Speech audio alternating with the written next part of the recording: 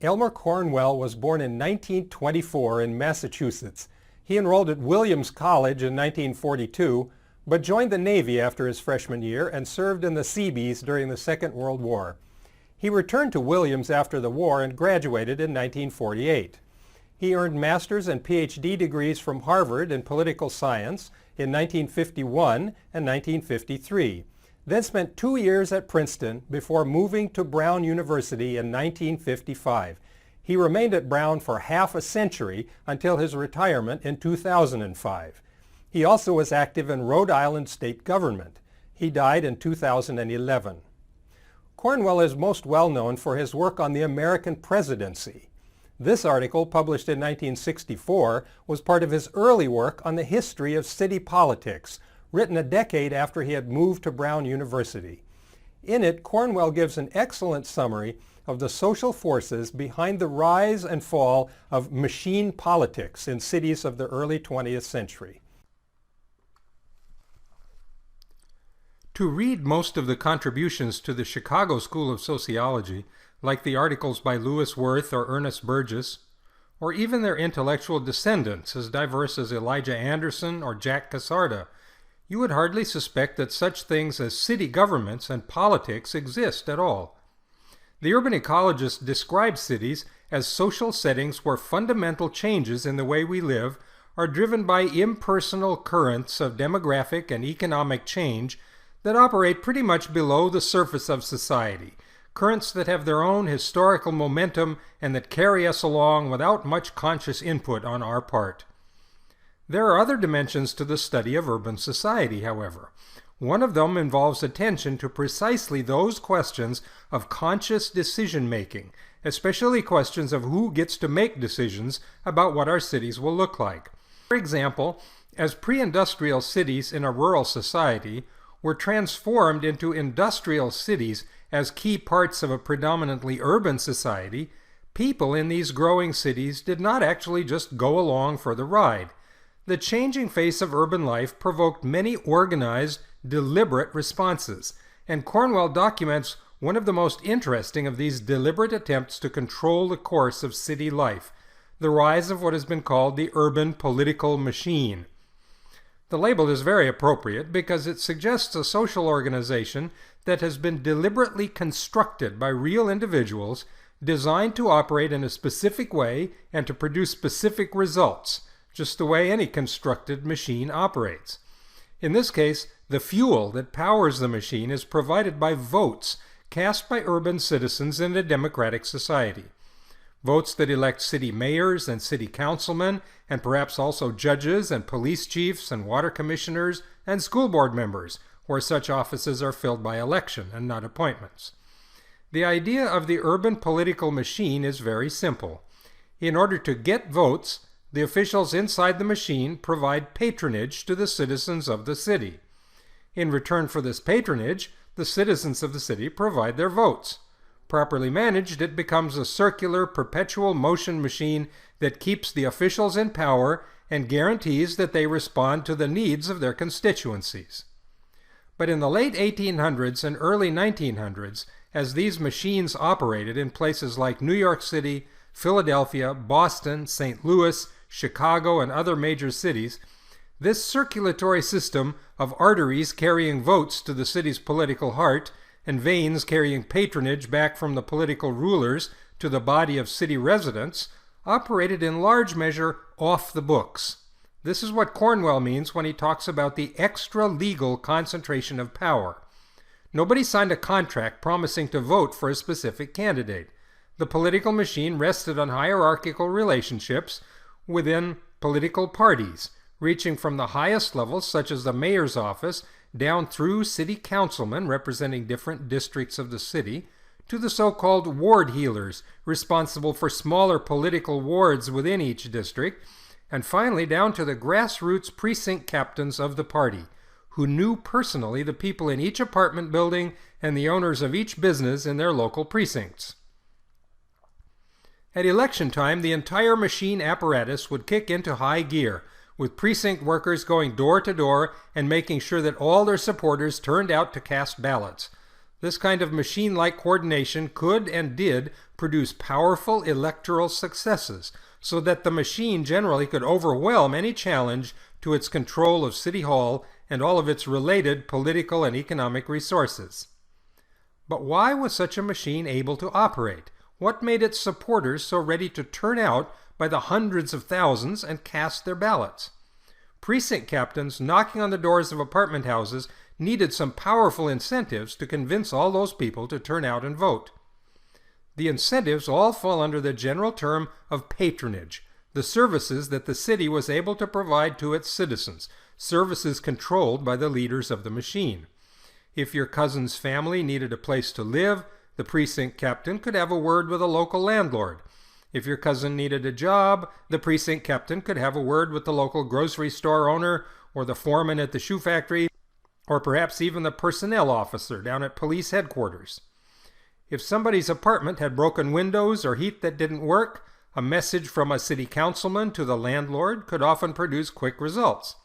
You might even find a bucket of coal outside your door on a cold winter morning, or a packet with some cash in it if you found yourself between jobs and with a family to feed. None of these patronage services came as a result of filling out some kind of official form or going downtown to a city office. You just had a word with your local precinct captain, and after a bit, things happened.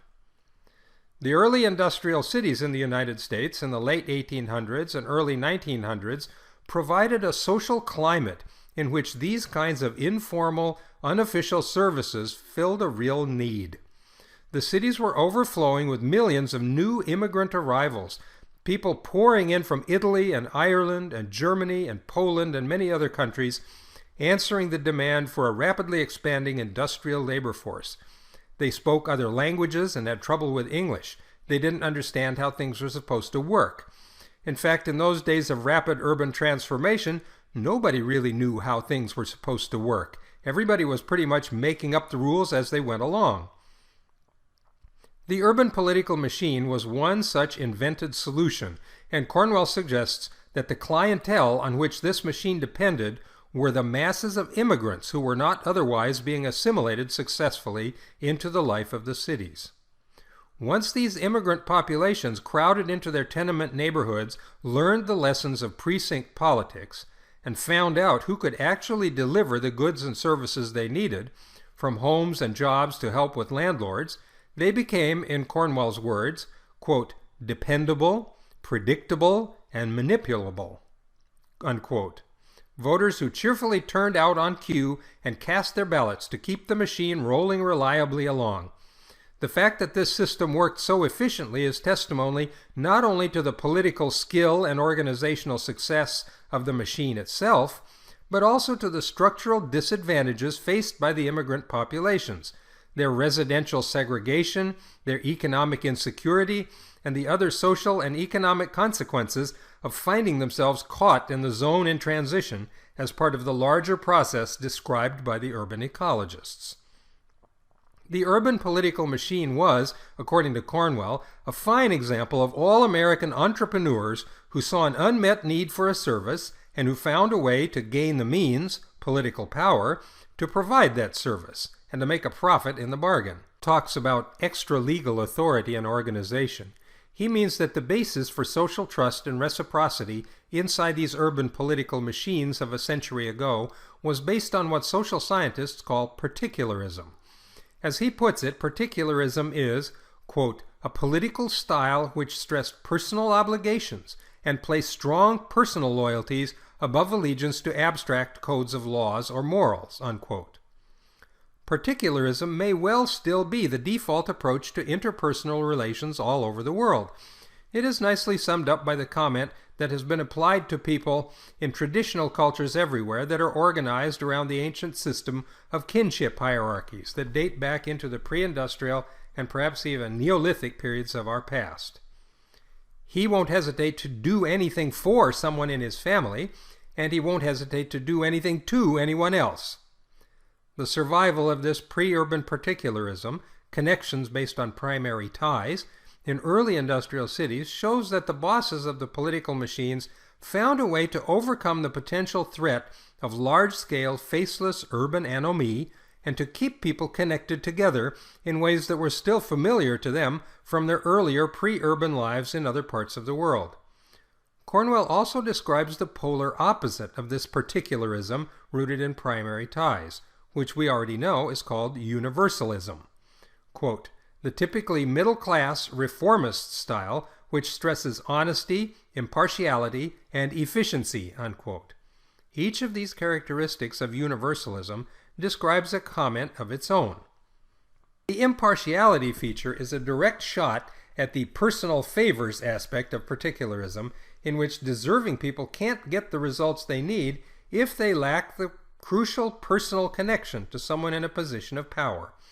To this day, while some of the students admitted to elite private colleges in the United States are the valedictorians of their high school classes with perfect 1600 SAT scores, most people have no trouble naming other famous examples of people admitted to these same elite schools with mediocre academic records and abilities, simply on the basis of personal family connections.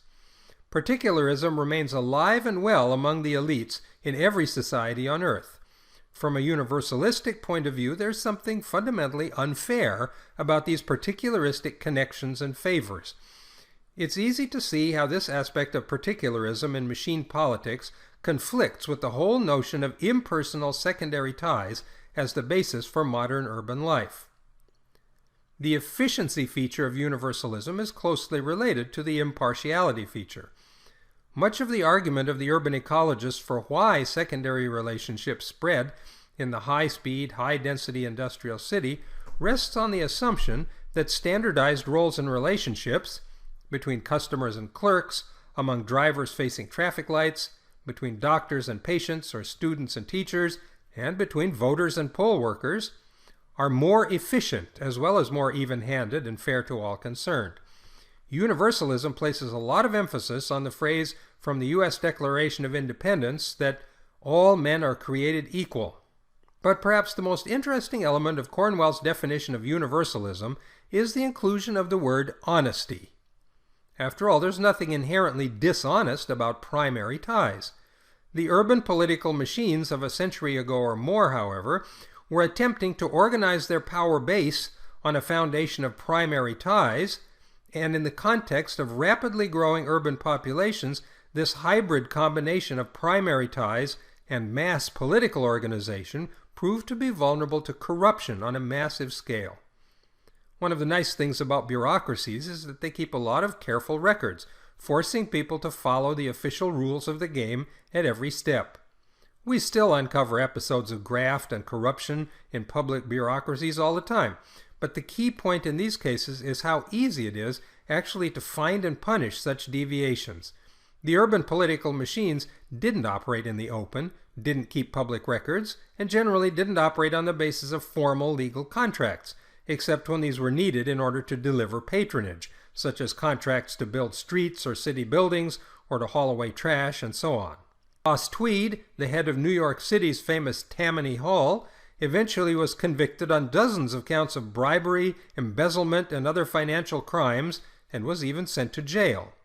Shortly afterward, he was somehow released from jail, and eventually left the country with large sums of money and lived out the rest of his life in comfort abroad. Exposure of the corruption that developed in most of the major urban political machines proved in the early 20th century that the general climate of urban life means people often will take advantage of such opportunities when they find them.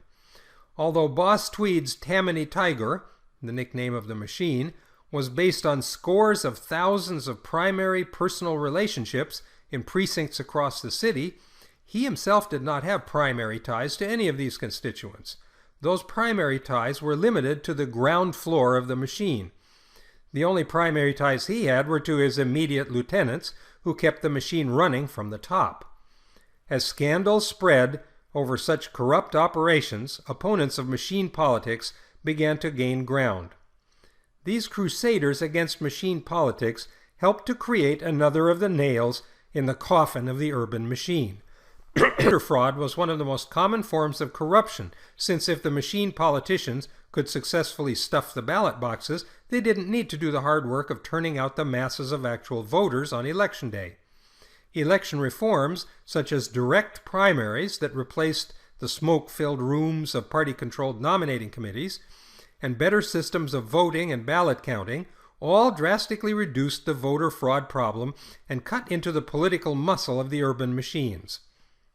This only cost the machine politicians the illegal side of their power, however. They still had the fundamental core of their power intact, the fact that they actually were providing important constituent services to an underserved population of unassimilated ethnic minorities, crowded into immigrant neighborhoods in the inner zone and transition of these industrial cities. One trend that Cornwell believes really helped to sweep away these political machines of the early 20th century was the end of immigration. Early in the century, the United States imposed drastic restrictions on the ability of people to come into the country. The era of free migration, with no limits on immigration other than the ability of people to buy steamship tickets and the ability of steamship lines to sail their ships back and forth across the oceans, a sudden halt. Without the fuel of confused, unassimilated immigrants in need of a sense of belonging and all kinds of services, the machine politicians lost their clients for delivery of the patronage that created a reliable mass of voters. The other trend contributing to the decline of machine politics was the crusade to institute a classic system of bureaucratic secondary relationships in the political machinery of the city, the rise of civil service. The whole purpose of civil service exams and an impersonal, objective system of applications for public sector jobs was to eliminate the ability of city officials to hand out patronage jobs based on personal political connections. An impersonal score on a standardized test was supposed to measure the merit of each person objectively instead, and to match the best candidates with jobs based on these standardized measurements. The patronage system, based on primary ties, was judged to be incompatible with modern urban society, and the standardized, impersonal system of civil service jobs was judged to be the appropriate answer. It would be hard to find a better example of the dominant perspective on modern urban life as compatible only with the standardization and bureaucracy of mass society. Half century ago, when Cornwell wrote this article on the rise and fall of urban political machines, he already could recognize that there was a potential problem with his explanation about why these bosses and their personal empires had all gone into eclipse. In the 1960s, the United States had just revised its immigration rules again, and in the last quarter of the century, another wave of immigrants began to build up, even bigger than the wave that poured into the country in the period centered on about 1900. This new wave was already beginning and visible when Cornwell wrote his article. He had to admit that there was no sign that it was producing a revival of urban political machines, this time oriented toward Hispanic or Asian immigrant communities. In the final pages of his article, he looks at possible reasons why this was not happening. The most direct application of his basic explanatory framework will be back on the other main reason that he gave for the earlier decline of these urban machines, the rise of merit-based civil service as a replacement for the graft-riddled spoils system of patronage jobs and personal connections in city government. Without these spoils of the system to distribute, politicians had no way to gain leverage over ethnic minority communities filled with new immigrants. They also had no way to reward the loyalty of the deep hierarchy of ward leaders, precinct captains, and others needed to keep such a machine running, by maintaining an enormous web of personal contacts with the voters. This is a kind of supply-side explanation of the decline of machine politics. Even if new waves of immigrants regenerated a demand for such personalized services, there were no personal rewards left to be distributed in the old way. On the other hand, though, we might also argue that the new waves of immigrants have generated less demand for such personal ties and services in the first place. A considerable share of the immigration from Latin America in the late 20th century did not bring people to the zone in transition in the center of major American cities, although certainly some Hispanic immigrants have settled there. Of those industrial jobs that survived the transformation of the U.S. labor force, many had moved to suburban or even rural factories, and a significant part of Hispanic immigration also has led to destinations in smaller towns and rural areas with an agricultural focus. So the translation of immigrants into a central city power block for politicians has been decidedly limited. In addition, an important fraction of Hispanic immigrants have arrived with more education than earlier waves of immigrants. This is even more true for immigrants from many Asian destinations, including India and China, since migration to the United States from these countries has been highly selective for education and professional skills that do translate into rapid economic assimilation and success. In terms of both supply and demand, then, Cornwell argues that the new wave of immigration that was just beginning when he wrote was not likely to result in a revival of urban political machines, and for the most part his assessment turns out to have been pretty much correct. However, there's another entirely different perspective that we can take on this question, and it has nothing to do with civil service jobs or educated immigrants. Cornwell is right when he says that city politicians no longer control enough patronage to make an urban political machine work properly today. But this does not mean that political patronage has disappeared from American life. It simply means that the patronage system has been relocated and transformed in such a way that it is no longer available as a political tool to sustain one of the old-style urban machines. We can look all around today and see many examples of political patronage in action. In fact, there's a growing movement in local government jurisdictions all over the United States to dismantle public sector employment and get rid of as many jobs governed by the old civil service principles of standardized, impersonalized merit hiring as possible. Cities and counties are getting rid of their trash services and making contracts with private companies instead, paying out tax dollars to for-profit businesses instead of to public employees. The argument for such public-to-private conversions is always presented in terms of efficiency, but there's rarely any actual follow-up and measurement to find out whether the new private arrangements really are any cheaper or more efficient than the public systems they replaced.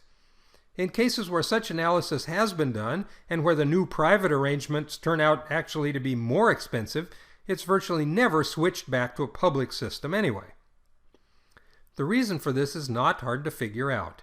Privatized service contracts that replace former civil service positions represent a return to the patronage or spoils system of an earlier age. Politicians once again have something valuable to deliver, something that will generate political support at election time. The new system, however, does not depend on the politicians delivering direct services to constituent voters on the basis of primary relationships, using a network reaching down from City Hall all the way to the grassroots level of neighborhoods and households. The urban political machines of the 21st century have adapted to the urban ecologist's model of urban social psychology, of secondary relationships and mass society. Today, the patronage system delivers its valuable goods and services to corporate firms, not to individual citizens. The things it delivers are contracts to do business with the city to make private profits from public tax revenues by building streets, hauling trash, stringing utility wires or television cables, or providing other services to the residents of the city. These corporate entities, with many of the rights of flesh and blood people, cannot return the favor by voting in elections, at least not yet, so they return the favor instead by making financial campaign contributions to the politicians who provide them with the contracts to do business in the city. This is the new patronage, the new spoils system, and it has managed to bypass the actual residents of the city almost completely, setting for bombarding them with paid political advertising at election time instead of worrying about maintaining a more time-consuming web of outmoded personal connections through a huge, cumbersome hierarchy of primary ties. The new system works much more efficiently, as standardized secondary or even tertiary relationships are expected to do. The other feature of contemporary politics that makes any new political machines in individual cities pretty much impossible is that the new system of depersonalized, corporate-focused political patronage is very easy to scale up from the level of particular cities to a more generalized, more efficient, easier to control level of state legislatures or even the national officials in the U.S. Congress and the federal administration. Increasingly, the really valuable contracts by which the private sector can guarantee high and stable profits based on public tax revenues draws this money out of the public sector at the state and national level, such as projects for interstate highway construction, defense contracts, and most recently, key positions in the delivery of the most profitable services of all, health care.